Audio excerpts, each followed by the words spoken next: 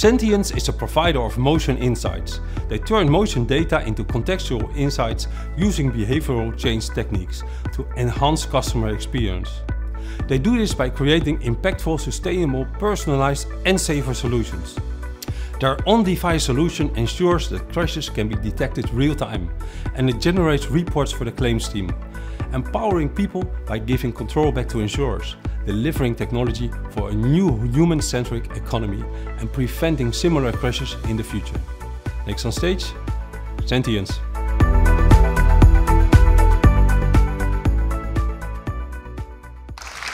Good morning, ladies and gentlemen, and welcome to this first show and tell session of this DIA. My name is Bert Brands. I'm the VP Business Development at Sentiance, and I'm joined today by Arun, our VP Product. Together, we are here to tell you a little bit more about our mobile crash detection that we've built together with our partner Autoliv.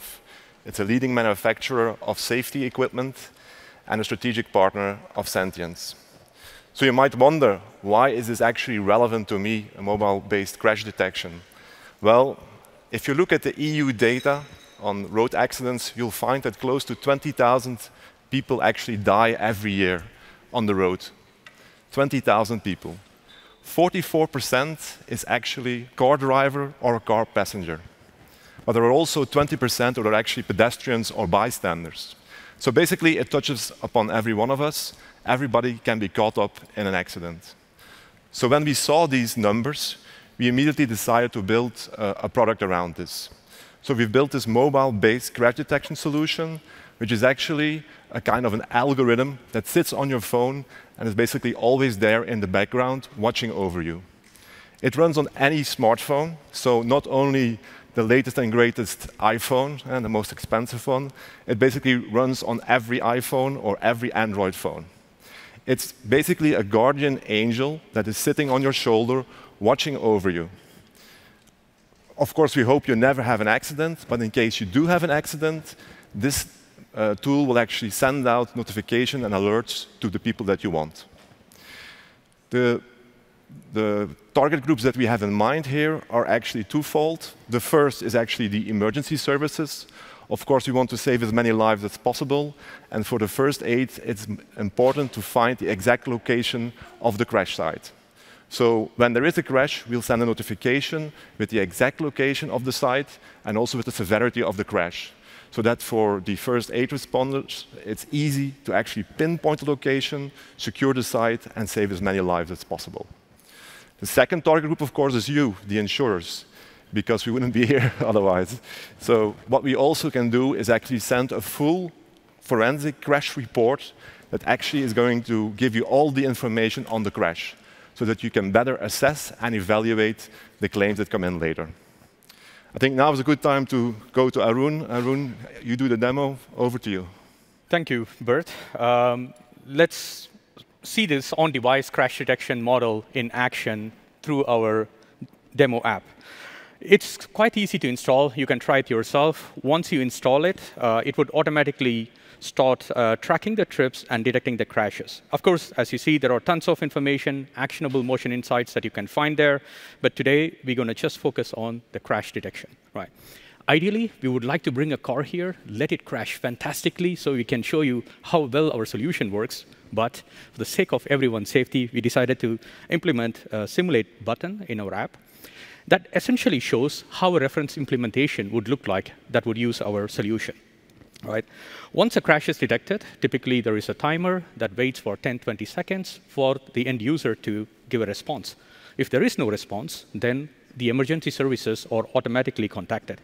Of course, when they are contacted, we need critical information like the time of the crash, location of the crash, and indication of the severity of the crash. And that's exactly what our model provides. As you see here, you see the time, location, but also some of the parameters around the severity as well. So as Bert mentioned, we developed this state-of-the-art deep learning model that's detecting these crashes.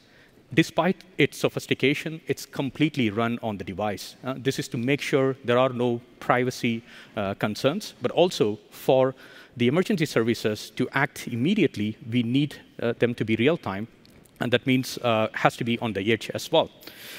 And mobile-based solutions are great. They are highly scalable. They are very cost-effective. But there is always this skepticism that do they always work, given all the varieties of the phones that is out there in the world, right?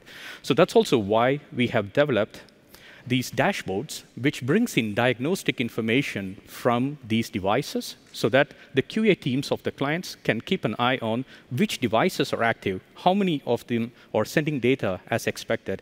And if there is any problems, then we can also see the status and take necessary actions to do it as well. Finally, let's take a look at the crash forensic report that we talked about. Here is a list of crash reports that were automatically generated based on the events that were detected. And if there is anything missing, which would typically be the case in a fraudulent claim as well, then they can also request for a manual report generation, right? And here is this detailed crash report that we were talking about, right? As you see here, the information is organized into different categories. As Bert mentioned, the claims teams typically use this in order to efficiently process the claims and also to detect the fraudulent claims if there is any as well. On the top left, you have information like the time and location of the crash.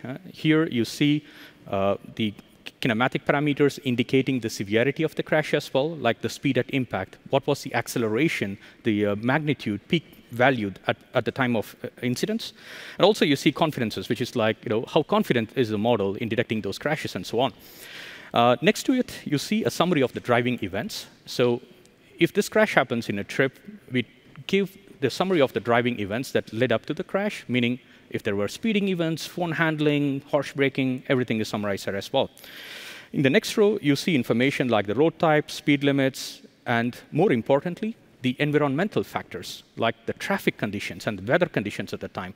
We all know when there is heavy snow or rain at the time of an incident, the risk increases multifold, right? So this is the reason why we bring, for example, if there is a road work and because of that there is a reduction in speed limit, we highlight them in these cards that you see here. But the most important information is at the bottom, which is an interactive map. And this map gives you the whole trajectory, as you see here, and the moment when the crash happened. You also have the traffic information, the traffic flow. How was it typically at the time? You can also plot the different driving events there. But more importantly, you have the street view option as well. So why is this needed, right? Claims teams typically receive user stories like, I was at this junction and it was a narrow street and somebody jumped the red light and they hit me and I had to be stranded there for 30 minutes till the help arrived. And typically, these teams have to send someone physically to the spot to verify all these user stories. But now, with this tool, they would be able to verify everything just sitting at their desk. And this accelerates the time in which these claims can be processed as well. You also see at the bottom, typically, how the speed profile is also looking when the moment of crash happened as well. I think that's everything to cover. And if you have more questions, of course, we have a booth, and you can always drop by there to know more about this product and more about Sentiance as well. Back to you, Bert. Yeah, thank you very much. Feel free to come over to our booth. We're happy to show you more there. Thank you very much. Have a good conference. Thank you all.